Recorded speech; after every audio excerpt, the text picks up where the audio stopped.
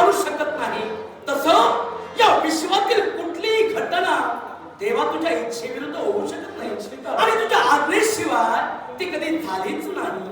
मग देवा असं असताना आज हा हयमेदिन चालू असताना अगदी याच्या द्वंद्वातून मध्यंतरी का एकाच गोष्टीसाठी हे गोपाल कृष्णा या विश्वाच्या ठाई 8व्या रूपाने अवतीर्ण झाला आणि याच विश्वाच्या ठाई हा म्हणतोय समस्त देवी देवतांनी नवांगणाच्या ठाई नाट्य केले. कारण आज तत्वा समोर आलंय आणि हे तत्वा समोरच होणारा द्वंद्व, होणारा शब्द संघर्ष पाहण्यासाठी अनेक देव देवता उपस्थित राहिला आणि प्रथमच तुम्हाला प्रश्न केला या विश्वाच्या ठाई इथे कार्य घडत असताना हा अनंत इथपर्यंत कसा प्रवर्धना एकाच गोष्टीसाठी हे गोपाल कृष्णा ज्या भक्ती तत्वाच्या योग्य करून वेळोवेळी भारताला सहाय्यभूत ठरला त्याच भक्ती तत्वाच्या योग्य करून हा अनंत आज राजा वल्लभ याचं सारथ्य कर्म करतोय. कारण तो नारायण त्याच्या 108 हस्तांवर वास्तव्य करतो. त्याच्या मुखात या नारायणाचं स्मरण आहे. त्याच वल्लभीच्या सहाय्याकरिता हा विष्णू स्वरूपाने असणारा देव अनंत स्वरूपाने अवतीर्ण झाला. देवा तू भक्तासाठी इथवर आलास, पण या त्यांच्या द्वंद्वात तू का हस्तक्षेप केलास? एकाच गोष्टीसाठी होत असणारा नरसंवार थांबला जावा. कारण होत असणारी नरसंवाराला हानी कुठतरी विश्वाला बाधक ठरू शकते आणि तेच द्वंद्व थांबवण्याकरिता आज इथपर्यंत मला अवतीर्ण व्हावं लागलं. हे गोपाल कृष्णा मी जाणतोय या युगाचा युगपुरुष तुला बनविला गेला आणि या युगाच्या युगपुरुषानं युग कसं चालवावं त्याचा जरी अधिकार असला तरी ते सुरळीत चालविण्यासाठी आम्ही सहाय्यभूत ठरावं. योग्य ना? अगदी खरं. आणि तेच सहाय्यभूत ठरण्यासाठी हा नारायण अवतीर्ण झाला. मी यात वावगं काहीच म्हणणार नाही. कारण ते माझे सारं सर्वस्व चाललंय तुझ्या इच्छेनं.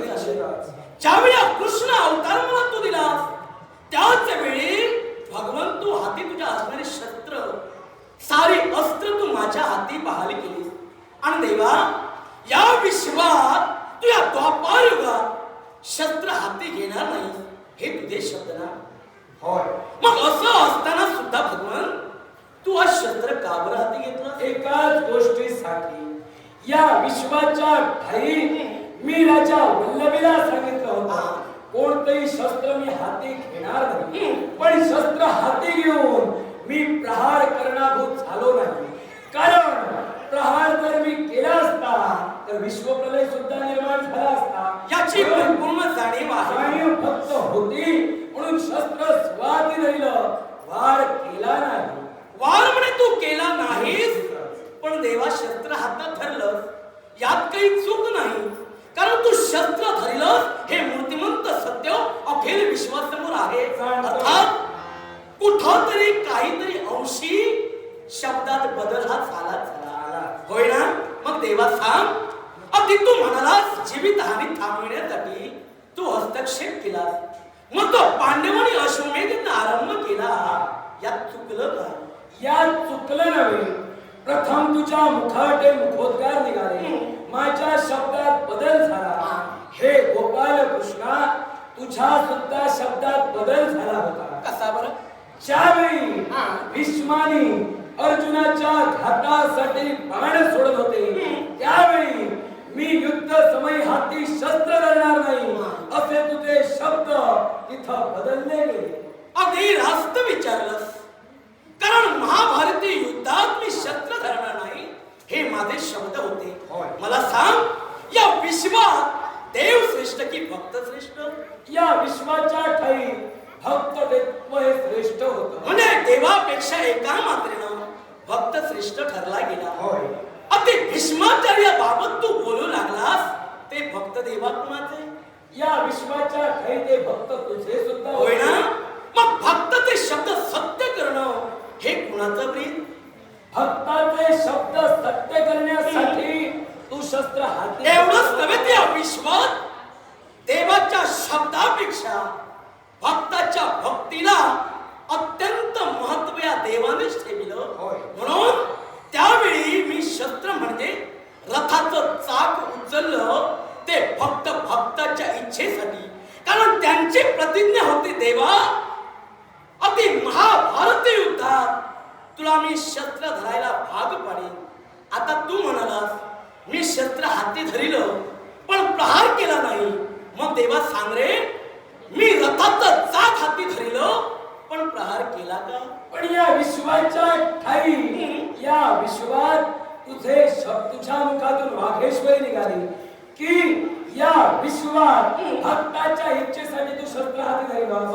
मान्य. भक्ताची इच्छा पूर्ण करणं तुझं कर्तव्य समजते म्हणून तू हाती शस्त्र धरिलास. मग यात तुझ्या भक्ताची इच्छा होती की त्याला मरण तुझ्यातून यावं, मग ती इच्छा का म्हणून पूर्ण केली नाही? देवा या विश्वाचा नियंत्रक तू आहेस. कारण तुझ्या आज्ञेनुसार प्रत्येक गोष्ट चालते. मला सांग, ज्या सटवीनं विधिले त्या भीष्माचार्यांचा लिहिला तो बदलण्याचा अधिकार मला आहे का? कोणालाही बदलण्याचा अधिकार नव्हता. पण तुझ्या मुखातून वाघेश्वरी निघाली की भक्ताच्या इच्छेसाठी तुझे शब्द विसरला आणि शस्त्रात दिले. मग त्याच भक्ताची इच्छा होती की आपल्याला मरण तुझ्यातून यावं, ती सुद्धा इच्छा तू पूर्ण त्यांची इच्छा होती पण वेगळं कारणही तिथं घडलं होतं. ते देवा तुला ज्ञात नाही का? या विश्वाच्या ठाई ते कारण घडलं होतं ते मी सुद्धा जाणतोय. होय ना? मग त्यांचा शेवट कुणाच्या हाती होता? कुणाच्या हाती होता हे सारं विश्व जाणत होतं. कारण तू जाणत होतास त्या कोणाच्या हातून त्यांचा संवार होणार आहे आणि म्हणून तू घात केला नाही. अगदी खरं. एवढंच नव्हे, हा. म्हणून मी घात केला नाही अशातला प्रकार नाही, तर त्याचे शब्द मला सत्य करायलाच हवे होते. पण त्यांचा शेवट करणं हा माझा अधिकार नव्हता. आणि जो माझा अधिकार नाही तिथं मी अधिकार कधी गाजवत नाही. तेव्हा अगदी त्या रणांगणात मी शस्त्र जरी हाती घेतलं प्रहार केला नाही. मग तेच शब्द सुद्धा माझे होते. या विश्वात शस्त्र हाती धरलं माझ्या भक्तासाठी, पण प्रहार या सुद्धा देवानं केला नाही. देवा मी परिपूर्ण जाणतोय म्हणूनच हा. या बाबत मी कल्पना तुम्हा देवाच दिली.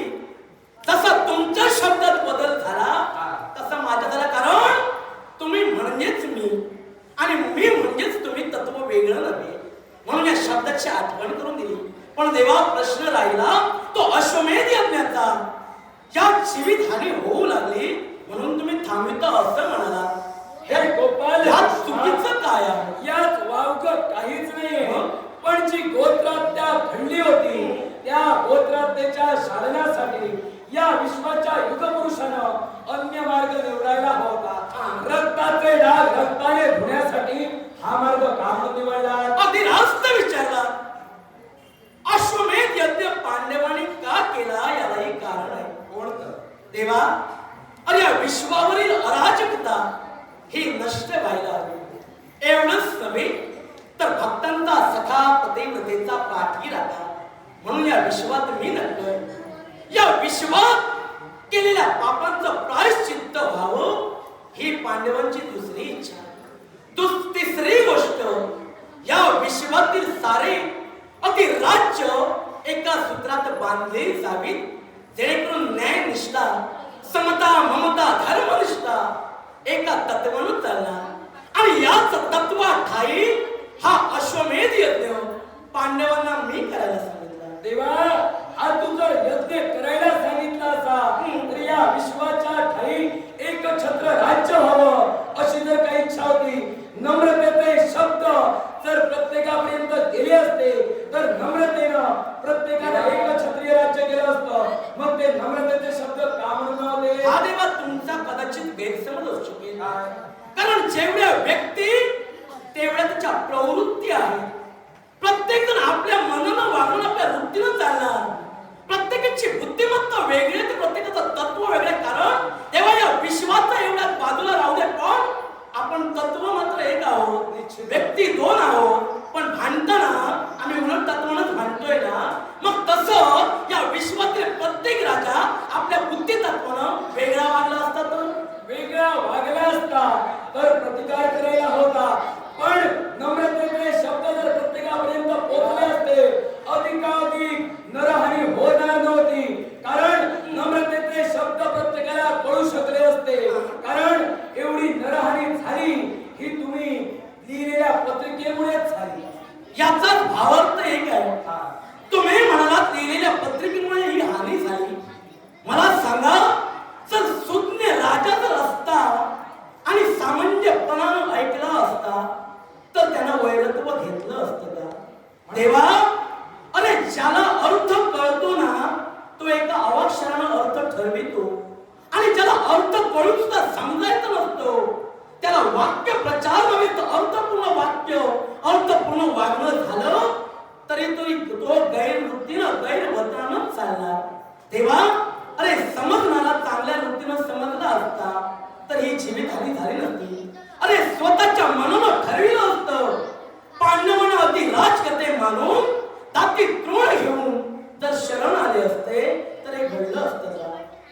असं जर तू म्हणत असशील असा प्रत्येकाने विचार केला असता, जर नम्रतेचे शब्द जर प्रत्येकाचे असते तर त्यांना शरणागती केले असते. निश्चितच चित्त तुमचे शब्द चुकले म्हणून हा नरसंवार घडला गेला. मग देवा, हा नरसंवार तू तरी थांबवायला हवा होता. थांबा. नरसंवार मी कसा थांबविणार? कारण जो अश्वमेध यज्ञ झाला तो पांडवांनी पहिलाच नाही देवा केला. या अश्वमेधाची सुरुवात कधीपासून झाली हे तुम्हालाही ज्ञात आहे. निश्चितच. मग याच्यापूर्वी जेवढे अश्वमेध यज्ञ झाले तेव्हा विश्वाचे नियंते तुम्हाला ज्ञात होतं, मग तेव्हा सुद्धा जीवितहानी झाली. मग तेव्हा का थांबविलं नाही? तेव्हा एकाच गोष्टीसाठी सांप्रत तू इथं अवतीर्ण असताना ही जीवितहानी होते हे कुठेतरी चुकीचं होय. आणि या विश्वात जो अश्वमेध आरंभला या गोत्रहत्येच्या पापच्छालनासाठी अनेक मार्ग होते. मग त्या मार्गातील अश्वमेधच का? म्हणून तेव्हा मी मगाशी सांगितलं, तुमच्या लक्षात नाही आलं. हा अश्वमेध यज्ञच का आरंभला?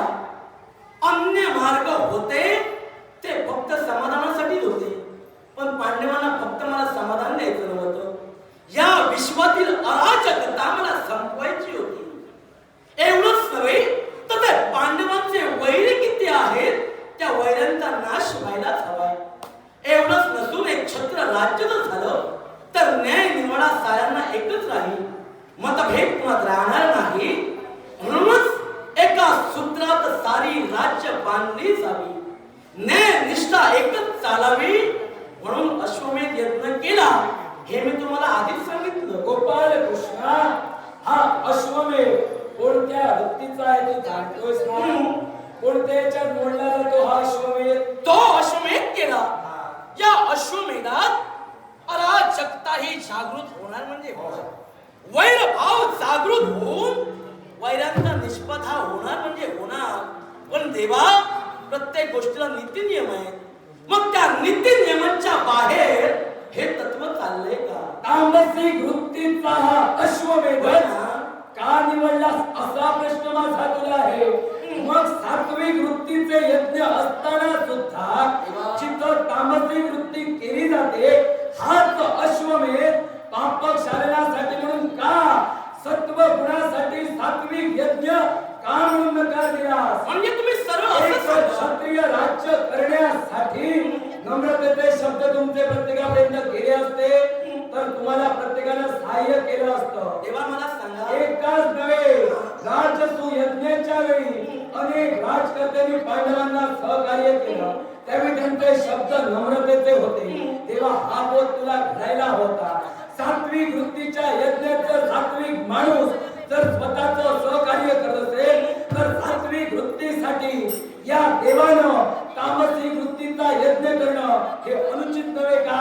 अगदी खरं नाही म्हणत नाही. मग का म्हणून निवडला? मग मला सांगा, अश्वमेध यज्ञ धर्मग्राह्य आहे की अधर्माचा? देवा, मी धर्मग्राह्य असो कधीच म्हणणार नाही. वृत्ती सांगतोय. या विश्वात जो तामसिक वृत्तीत केला जाणारा यज्ञ आहे तो यज्ञच का? सात्विक वृत्तीचे यज्ञ होते. मग ते यज्ञ का म्हणून निवडले नाहीस? या प्रश्नाचं उत्तर काय आहे याच्यापूर्वी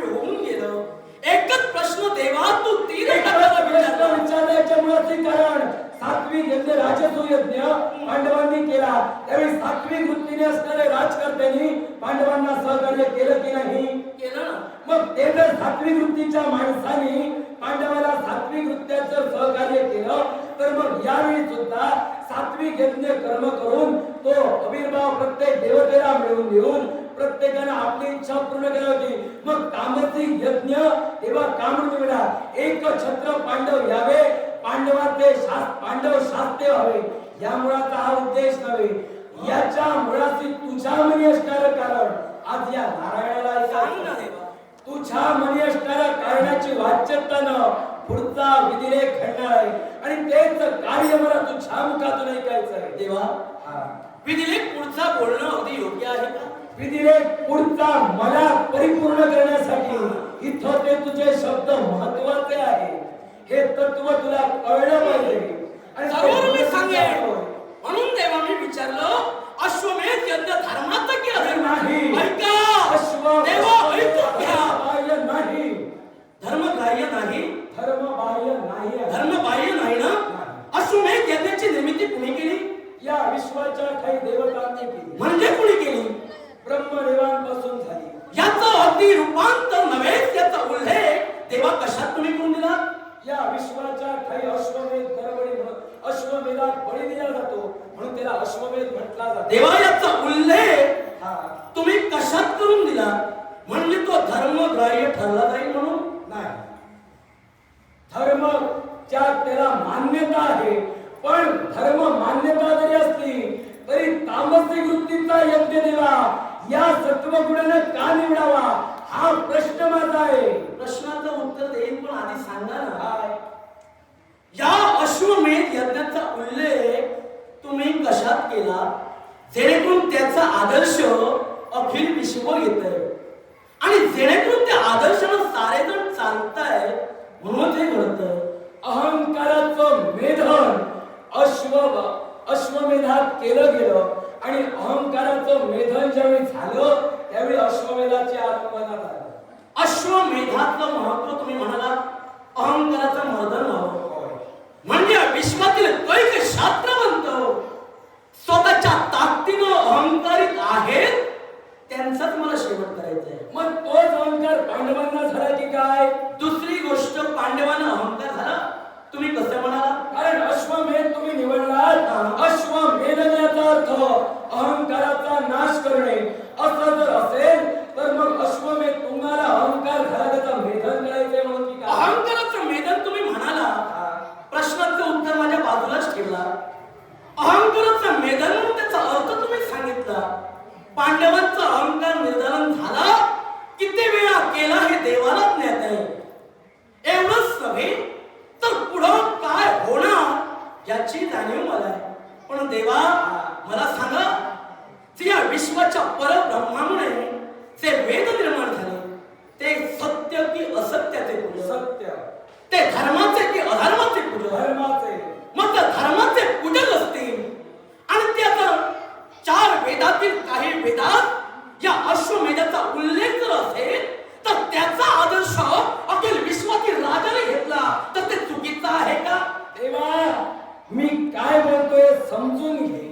मला एकच सांगायचंय, जो सत्वगुणानं तू अवतीर्ण झालास, ज्या सत्वगुणानं अवतीर्ण झालास त्या सत्वगुणाला सहकार्य दिलं की नको?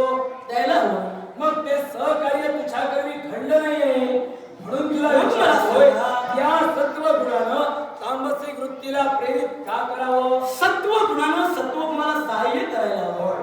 मग तुम्ही सत्वगुणी ना, मग मला का सहाय्य करत नाही? या विश्वाच्या ठाई तुला सहाय्य करण्यासाठी हा देव तत्पर ठरला आहे. देवा, मला सहाय्य करण्यासाठी ठरला. पांडव तुझे कोण? या विश्वाच्या ठाई अखिल मानवजात अखिल विश्व हे मला पुत्रा समान. देवा, मी पंच पांडवांच्या बाबतीत विचारले. ज्या अर्थी तू पंचपांडवांचं काही स्वतःच्या कंठी अर्पण केलंय, या अर्थी या पंचप्राणवांचा कैवारीतोय. देवा, माझा अंश तू आहेस. तुझा अंश मी मान्यच केलाय. पण देवा, मी तुझ्या बाबत विचारलं. तू जगाचा अनंत ना, तुला प्रसन्न करण्यासाठी प्रत्येक भक्त अनंत व्रत करतो हे तर सत्य. निश्चितच. मग त्या अनंत व्रताची याची फलश्रुती काय? प्रत्येकाला हा देव योग्य ती फलश्रुती प्रदान करत असतो. प्रत्येकाच्या जीवनात क्लेश दुःख दूर करून सुखा समाधानाचा मार्ग देत असतो. एवढंच नव्हे, अनंत व्रत केल्याच्या नंतर प्रत्येक माणसाला वैकुंठाची सुद्धा प्राप्ती घडवून येते. होय ना? निश्चित. मग देवा पांडवांनी अनंत व्रत केलं की नाही? या विश्वाच्या ठाई जरी पांडवांनी अनंत व्रत असं तुझ्या मुखावाटे निघतं, मग ते कोणत्या प्रकारे केलं होतंस तू जाणतोय? देवा तुला ज्ञात नाही का? मी काय सांगेन तेव्हा कधी कुठं कसं घडलं हे सुद्धा सांगेन. पण देवा तुम्हाला मी फलश्रुती विचारली. मग या पांडवांना जेव्हा प्रसन्न होऊन तुम्ही विजयी व्हाल, तुमच्या मनातील इच्छा पूर्ण होईल, तुम्हीच आशीर्वाद दिला होता, तो कुठं दिला हे तुम्हाला आठवत नाही? या विश्वाच्या ठाई पांडवांना विजयी व्हा असा आशीर्वाद मी तुझ्या सहाय्याने दिला होता. कारण तिथं तू सहाय्यभूत होतास म्हणून हे कार्य घडलं होतं. मी सहाय्यभूत होतो म्हणून घडलं. पण हे अनंत व्रत तुझं आहे, यात माझं काहीच नाही. कारण जरी अंश रूपानं मी असलो तरी तत्व, महत्व आणि त्याचं अस्तित्व देवा म्हणजे तोच आहे. मग त्याच्यात अधिकाराचा आणि त्याच्या ढवळाढवळ करण्याचा अधिकार मला पोचतोय का? पण ढवळाढवळ करण्याचा अधिकार जरी तुला पोचत नसला, सांप्रत युगाचा युगपुरुष तू होता म्हणून हे युग तुला सांभाळण्याचं कर्तव्य होतं. त्या अर्थी या विश्वात तुझ्या साह्यानं दिलेला शब्द तो तू देवा काय आणि मी देवा काय सारखाच. हे खरं ना? निश्चित. मग देवा माझा शब्द जर तुला सत्य असेल तर पांडवांना मी शब्द दिलाय, तुमचं मी रक्षण करेन, अश्वमेधांना तुम्हाला सहाय्य करेन. मग माझ्या शब्दासाठी आता तू देवा बाजूच बघ.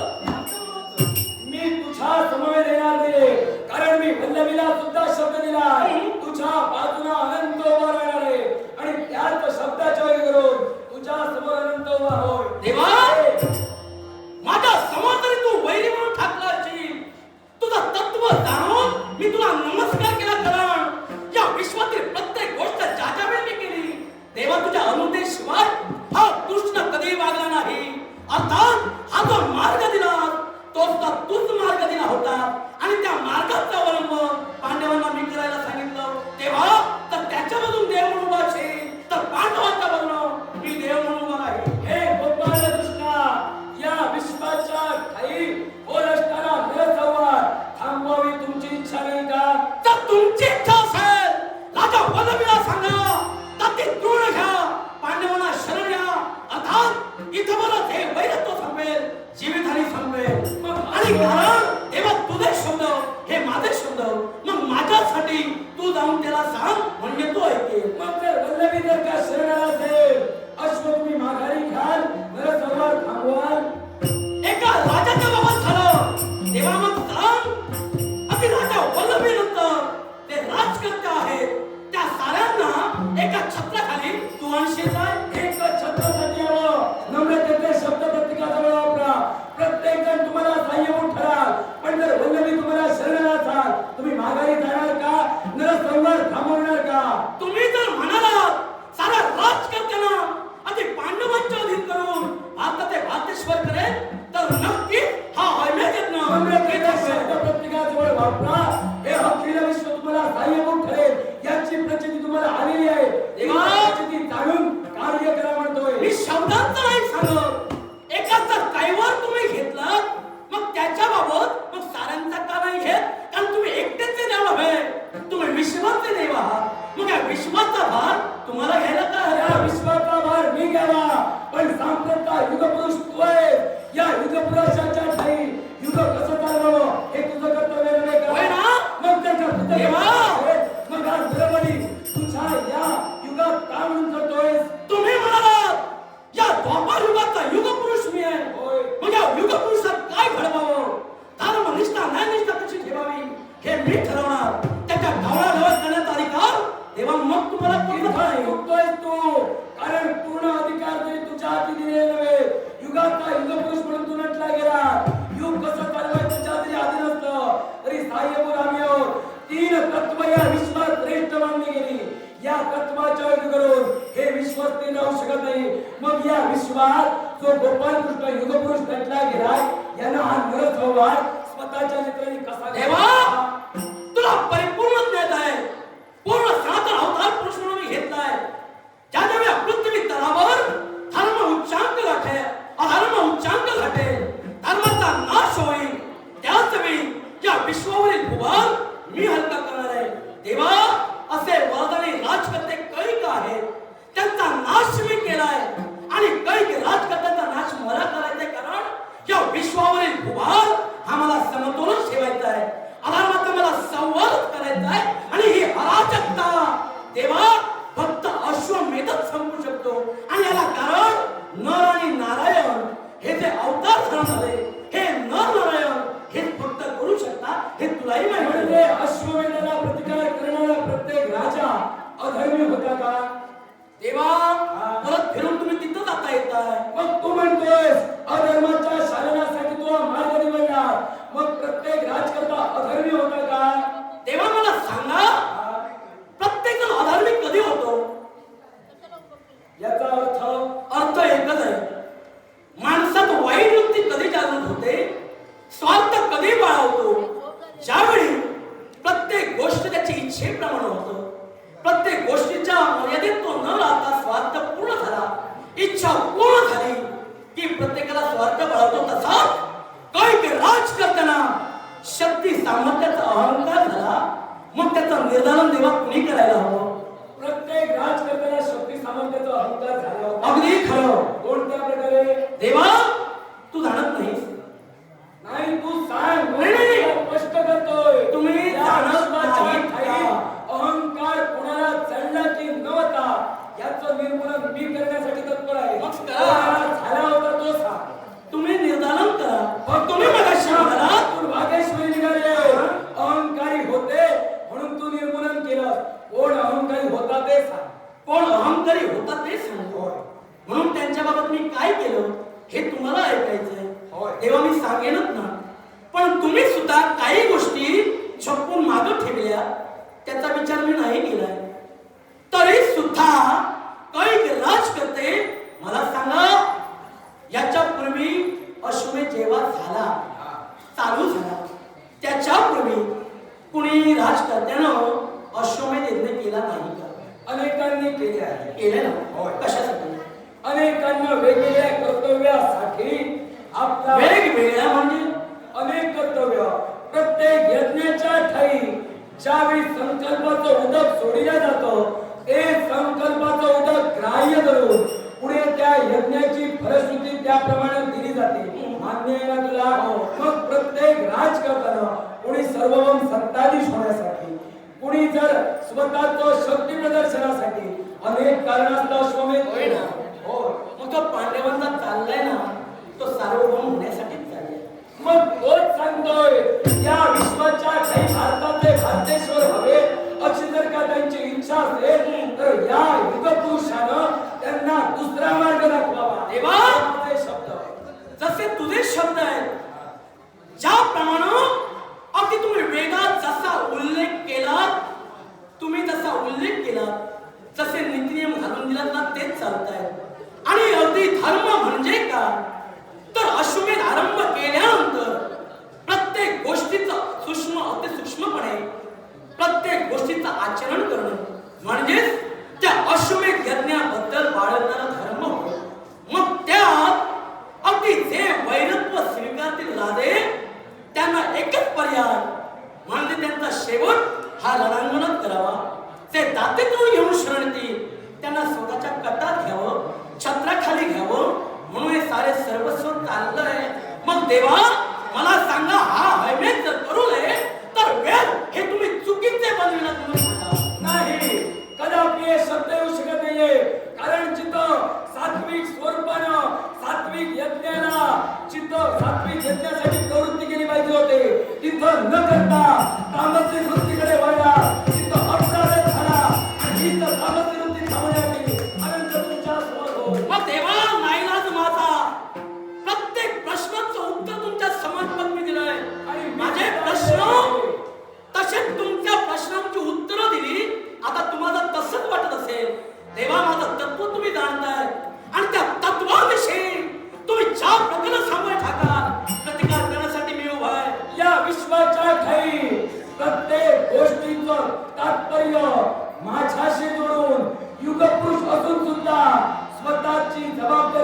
चुकून प्रत्येक गोष्टीला जबाबदार जर का मला ठरवत असेल तर या विश्वाच्या ठाई तुला प्रतिकार अनंत करेल. प्रत्येक गोष्टीला जबाबदार तुम्हाला धरलेलं नाही.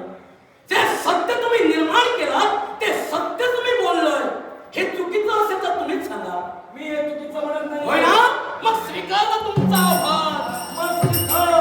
सात्विक ज्ञान आमंत्रित करते. त्याचा अपमान करण्यासाठी अनंत